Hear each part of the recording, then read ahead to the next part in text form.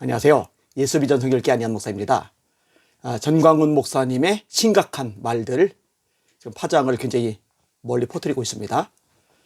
그럼에도 불구하고 맹종하는 사람들이 있어요. 그리고 이제 감사하게도 흩어지고 빠져나오는 사람들이 참 많습니다. 하여튼 맹종하는 사람들은 안타깝고 빠져나오는 사람들은 참 감사하고 다행이라고 생각이 되어집니다. 하나님 나한테 까불면 죽어, 정말 끔찍한 이야기를 끄집어냈었죠. 그런데요, 이 말 못지않게 끔찍한 말이 있어요. 이 말 이상으로 끔찍한 말이 있어요. 내가 하나님의 보좌를 꽉 잡고 있다. 그런 표현입니다. 성경을 제대로 알면은요, 이 표현이 얼마나 두렵고 떨리는 표현인지 알 수가 있어요. 이사야 6장에 보면은요, 우시아 왕이 죽습니다. 우시아 왕이 왜 죽느냐? 나병에 걸려 죽은 거예요. 나병이 왜 걸렸느냐? 우시아가 통치하면서 나라가 강력해졌거든요. 힘이 생겨요. 교만해진 거예요. 왕으로 누려보지 못한 게 하나도 없는데 못 해본 게 있어요. 제사장으로서 분향하는 거. 그래서 성전에 겁 없이 들어가는 거예요. 분향을 하겠다는 거예요. 성전에. 제사장들이 가로막아요. 감히 왕을 막는다고 화를 냅니다. 그냥 나가는 게 아니라 화를 내요. 그때 나병이 이마에 돋습니다. 사실 나병은 잠복기간을 거쳐서 서서히 드러나는 것인데 하나님의 진노가 얼마나 컸는지 나병이 이마에서 그냥 볼록 솟아버린 거예요. 그만큼 하나님의 진노가 무서운 거죠. 결국 더 이상 통치를 못하고 별궁에 숨어 지냅니다. 아들인 요담이 대신 통치를 합니다. 그리고 우시아는 나병이 온몸에 번져서 죽고 말아요. 국가적으로 참 암담한 상황이죠. 이때 이사야가 성전에 들어가 기도를 합니다. 기도 중에 영안이 열려요. 하나님의 보좌가 보입니다. 그룹들이 있는데 날개가 6개예요. 둘로는 얼굴을 가리고 둘로는 몸을 가리고 둘만 가지고 날아다닙니다. 찬양을 하죠. 거룩하다 거룩하다 거룩하다 만군의 여호와여, 그 영광이 온 땅에 충만하도다. 자, 하나님의 보좌를 본 이사야의 반응이 뭐죠? 꼬꾸라지는 거죠. 비명을 질러요. 화로다 나여 망하게 되었도다. 나는 입술이 부정한 사람이요 입술이 부정한 백성 중에 거하면서 만군의 여호와이신 왕을 베었음이로다. 이때 천사 하나가 화젓가락으로 제단 숯불을 집어서 이사야 입술에 댑니다. 그리고 말합니다. 이 숯불이 네 입에 닿으니 네 악이 제하여졌고 네 죄가 사하여졌느니라. 그리고 이사야에게 하나님의 음성이 들려요. 내가 누구를 보내며 누가 우리를 위하여 일하러 갈꼬. 그때 이사야가 대답하죠. 내가 여기 있나이다. 나를 보내소서. 하나님의 보좌, 와, 저런 영광을 보게 하시니 감사합니다가 아니라 비명을 질러대는 거. 왜? 너무 영광스러우니까. 너무 크고 위대하시니까. 경외를 느끼는 거예요. 누미노제라고 그러죠. 두렵고 떨림이 작용을 하는 거예요. 자, 신약에 가면은 사도행전에 예수님이 대제사장으로 언급이 됩니다. 천사보다 위대한 예수 그리스도, 모세보다 위대한 예수 그리스도, 특별히 제사장보다 위대한 예수 그리스도. 자, 예수님 통해서 우리가 하나님의 보좌 앞에 나갈 수 있게 돼요. 보좌란 말, 보좌란 단어 잘 기억하셔야 돼요. 그러므로 우리가 긍휼하심을 받고 때를 따라 돕는 은혜를 얻기 위하여 은혜의 보좌 앞에 담대히 나갈 것이니라. 이사야는 보좌를 보자마자 꼬꾸라져요. 비명을 질러요. 그런데 이제는 우리가 보좌를 바라볼 뿐만 아니라 보좌 앞으로 나갈 수 있게 되었어요. 누구 때문에? 대제사장이신 예수님 때문에. 하나님의 보좌 앞으로 나가지 못하는 이유가 뭐죠? 죄 때문이었죠. 이 죄를 누가 해결하셨죠? 예수님이 해결하셨죠. 그것을 이사야가 예언했습니다. 그런 실로 우리 질고를 지고 우리 슬픔을 당하였거늘 우리는 생각하기를 그가 하나님에게 징벌을 받아서 고난을 당한다 하였노라. 그가 찔림은 우리의 허물 때문이요 그가 상함은 우리의 죄악 때문이라. 그가 징계를 받음으로 우리가 평화를 누리고 그가 채찍에 맞음으로 우리가 나음을 입었도다. 우리는 다 양 같아서 그릇 행하여 각기 제 길로 갔거늘 여호와께서는 우리 무리의 죄악을 그에게 담당시키셨도다. 예수님이 우리 모두의 죄를 짊어지고 십자가에 죽으신 거예요. 로마서 3장 23절이죠. 모든 사람이 죄를 범하였음에 하나님의 영광에 이르지 못하더니 그리스도 예수 안에 있는 구속으로 말미암아 하나님의 은혜로 값없이 의롭다 하심을 얻은 자 되었느니라. 로마서 6장 23절이죠. 죄의 삭은 사망이요 하나님의 은사는 그리스도 예수 우리 주 안에 있는 영생이니라. 예수님의 이름의 뜻이 뭐예요? 마태복음 1장 18절입니다. 예수 그리스도의 나심은 이러하니라. 그의 어머니 마리아가 요셉과 약혼하고 성령으로 잉태된 것이 나타났더니 그 남편 요셉은 의로운 사람이라. 저를 드러내지 아니하고 가만히 끊고자 하여 이 일을 생각할 때에 주의 사자가 현몽하여 이르되 다윗의 자손 요셉아, 네 아내 마리아 데려오기를 무서워 말라. 그에게 잉태된 자는 성령으로 된 것이라. 아들을 낳으리니 이름을 예수라라. 이는 그가 자기 백성을 그들의 죄에서 구원할 자이심이라. 이 죄사함과 관련된 게 예수님의 이름이에요. 자, 죄 때문에 하나님의 보좌 앞에 나가지 못하는 거예요. 하나님의 보좌는커녕 이 땅에 존재하는 성막, 이 땅에 존재하는 성전에도 함부로 못 들어가는 거예요. 여러분, 일반 제사장들은 성소까지 들어가죠. 그리고 지성소 안에는 못 들어가요. 지성소는 대제사장만이 들어갑니다. 대제사장도 아무 때나 막 들락거리는 게 아니에요. 7월 10일 대속절 같은 날, 그런 때만 들어가는 거예요. 그 다음에 성소와 지성소를 가로막고 있는 게 휘장입니다. 그런데요, 예수님이 십자가에 운명하실 때 휘장이 위로부터 아래까지 쭉 찢어집니다.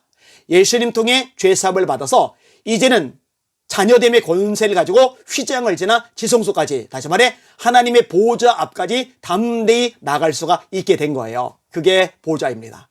보좌, 단어 귀담아 두라고 했죠.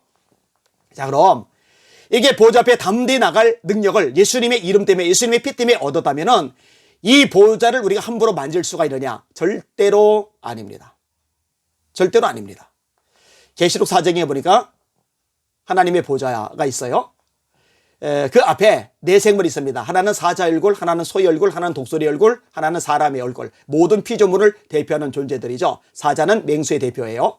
소는 가축의 대표예요. 독수리는 조류의 대표예요. 사람은 만물의 대표가 됩니다. 그 다음에 24명의 장로들이죠. 르벤, 레위, 시몬, 유다, 이스갈, 스볼론, 갓, 아셀, 단, 납달리, 요셉, 베냐민, 구약의 12족장들, 레위 빠지고 에브라임과 므낫세가 편입이 되죠. 또 신약의 12사도들, 이 24명의 장로들, 모든 성도를 대표하는 자들, 이렇게 보셔도 돼요.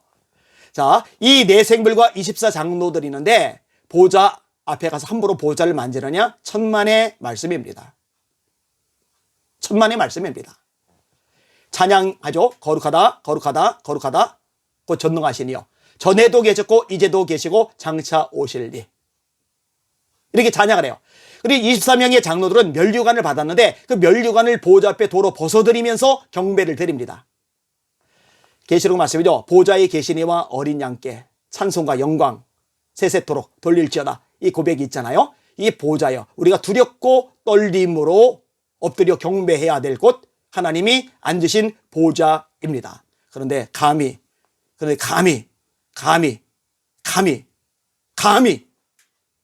내가 하나님의 보호자를 꽉 잡고 있어? 그런 식의 참남한 생각을 가지고 있으니까 하나님이 임재하시는 예배 시간에 쌍욕이 가능한 거예요. 저주가 가능한 거예요. 막말이 가능한 거예요. 인격살인이 가능한 거예요. 농담 따먹기가 가능한 거예요.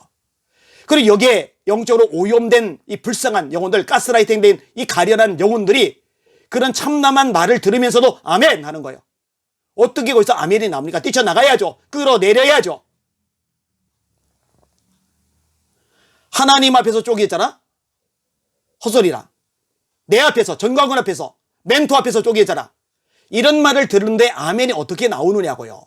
그러니까 간이 배 밖에 나온 전광훈 목사님, 간이 배 밖에 나온 교인들, 참 비참한 한국교회 현실입니다. 제가 시간이 남아 돌아서 할 일이 없어서 너무너무 심심해서 이렇게 영상을 계속 찍어서 올리는 거겠습니까? 이거는 정말 두렵고 떨리는 거예요. 이거 속가내립니다. 속가내지 않고 한국교회가 두리뭉실 감싸고 하면은 한국교회 전체가 하나님의 무서운 심판을 받게 될 겁니다. 그건 막아야 되지 않겠습니까? 조나단 목사님 참 어처구니가 없어요. 얼마나 영적으로 수준이 높으면은 하나님 까불면 죽어. 이런 말을 하냐고. 그 영적 수준에 올라가고 싶다고. 아니. 어떻게 그런 말을 감히 합니까? 참 불쌍하고 비참하고 안타깝고 속상해요. 제가 수없이 말씀을 드렸어요. 이거는요, 감정 싸움이 아닙니다. 진리냐 비진리냐예요. 아니, 다윗이 사울을 죽이지 않고 내버려뒀다. 요 얘기를 하는 사람들이 있는데 뭔가 단단히 착각을 하고 있어요.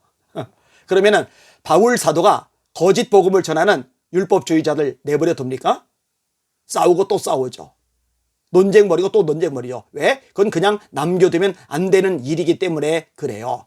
어느 정도까지 말합니까? 우리나고 하늘에서 내려온 천사랄지라도 우리가 너에게 전한 복음 외에 다른 복음을 전하면 저주를 받을지어다. 이렇게까지 이야기하는 거예요. 왜? 다른 복음은 용납이 되잖아요. 선교 카드 만들어라. 이거 안 만들면은 내가 생명책에서 지워버리겠다. 어디 감히 건방지게 교만하게 하나님 앞에, 제가 저를 향해 하는 것 가지고 건방지단 말 쓰는 게 아니에요. 하나님 앞에 어디 감히. 이거는요, 용납할 차원을 한참 넘어섰습니다. 이런 와중에도 불구하고 정광훈 목사님과 함께 연합해서 일하는 목사님들 제가 하나하나 다 드러낼 겁니다. 그냥 둘 수가 없어요. 선한 싸움을 싸울 겁니다. 쉽지는 않아요. 거대 세력이에요. 거대 악이에요. 그러나 하나님이 역사하시면 반드시 승리할 줄 믿습니다.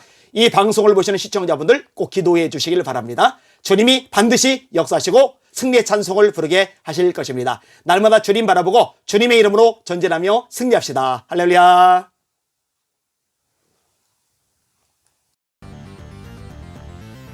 지금 대한민국은요, 드디어 문재인은 이미 벌써 하나님이 폐기 처분했어요.